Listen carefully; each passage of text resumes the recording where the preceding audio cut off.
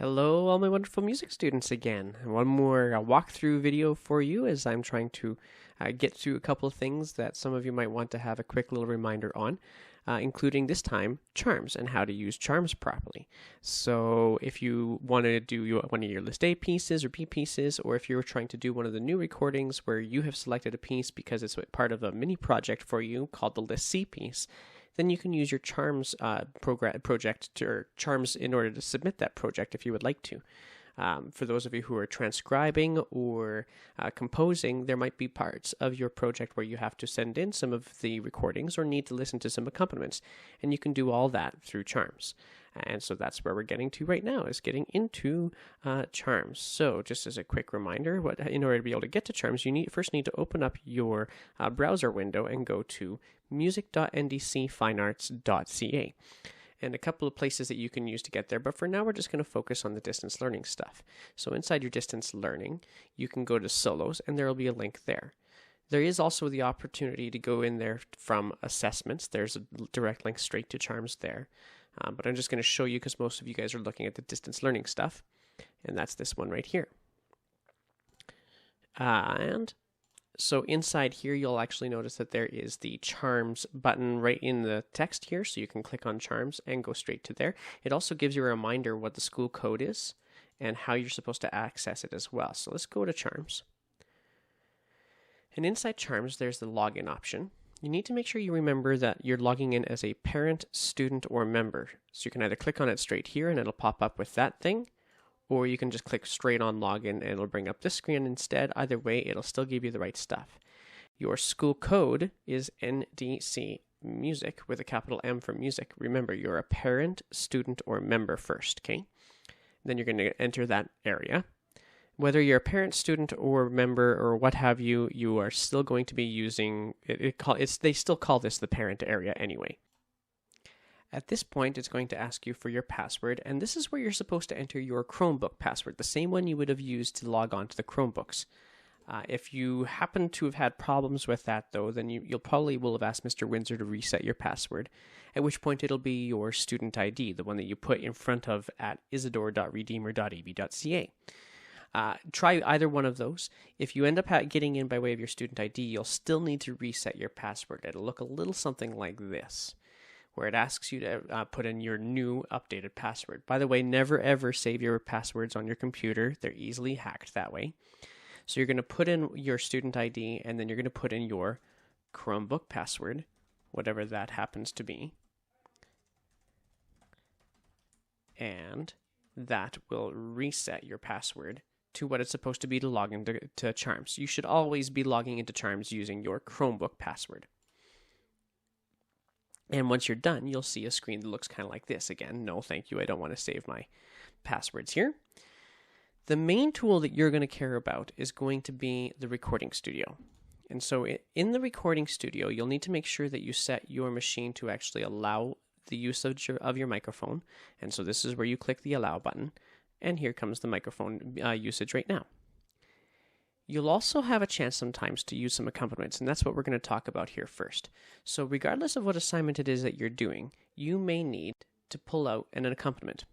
And so I've set this fake student that I have right now to be in grade 7. And so I'm going to pull up the accompaniments that I've assigned to the grade 7s. And you know what, let's use as an example, a good one would probably be Country Gardens. That's a good one right there. So we'll pull this guy in. And so now, if I ever hit the play button, it'll give us the sound effects for the accompaniment for Country Gardens. So put my headphones on, make sure I can hear it okay. It'll count us in a little bit first. And there it is. Now, right now, you guys can't hear it. I can hear it in my headphones, I guess. So I'll put that beside the microphone here so the next time you guys can hear it as well. Apparently, I still need to learn some technology. In any case, so now we've got that set up. We're going to rewind it all the way back. And I can actually record my accompaniment or my solo along with that accompaniment. Now, you also get a chance to change the tempo for that matter too. You can change it as much as you like. I prefer it that you never go lower than 85%. That's any slower than that, and it changes the style of the song, or any higher then 115%. So basically 15% in either direction from the original tempo. So you can change that as you would like. And when you're ready, you can hit the record button. So I'm just going to pull up my sheet music here on my other screen, and we're going to start recording here. Okay, you're going to have to deal with my whistling. Okay, here we go. So we got the sound up. And it's now recording for me. And it'll have a 4-bar, in this case, this piece of music that I'm going with.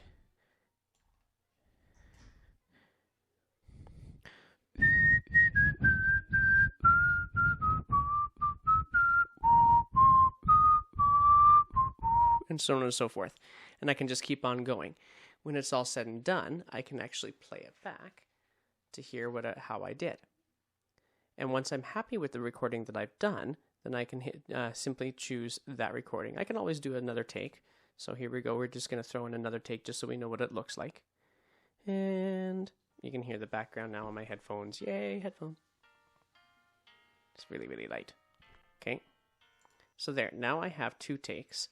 When I'm happy with the one that I've done, then I will actually take my favorite one of these takes and then save it. You can see right now that it's actually playing it back. Okay, so that's what it's going to look like. If I don't like any of the takes, then I can go clear all and get rid of them all.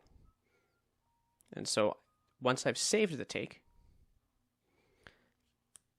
it'll put the screen up on for you, and you'll be able to see a list of all of your uploaded recordings and any marks that I've given them directly inside your charms. So there you go. There's the Country Gardens take that I just submitted. All said and done. And that is how you use your charms. If you have any more questions about how charms works, actually I can show you a couple other real quick things. We'll start off over here by going back into our personal information. And inside here we can put all of our names. You can add your adults that are connected to you. Make sure that their email addresses are set up as well. And then, of course, if you wanted to, you could also include some practice logs.